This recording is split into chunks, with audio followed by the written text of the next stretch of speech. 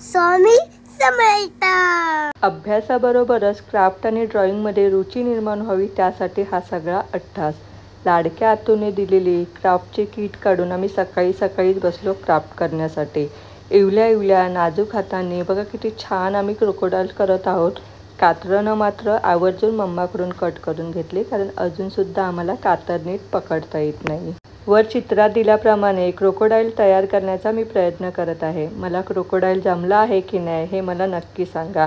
माझ्या इवल्या नाजूक हातांनी जर एक थोडीशी चूक झाली असेल तरी मला सांभाळून घ्या, आणि माझा क्रोकोडाईल तुम्हाला आवडले की नाही हे मला मात्र कमेंट करून नक्की सांगा। योक्षितने खूप छान बनवलं होतं क्रोकोडाईल।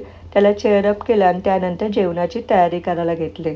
जेवणाची तयारी करत असतानाच क्लायंटचा फोन आला की त्यांना अर्जंटमध्ये फेशियल करून हवं आहे, कारण त्यांना फंक्शनला जायचं आहे।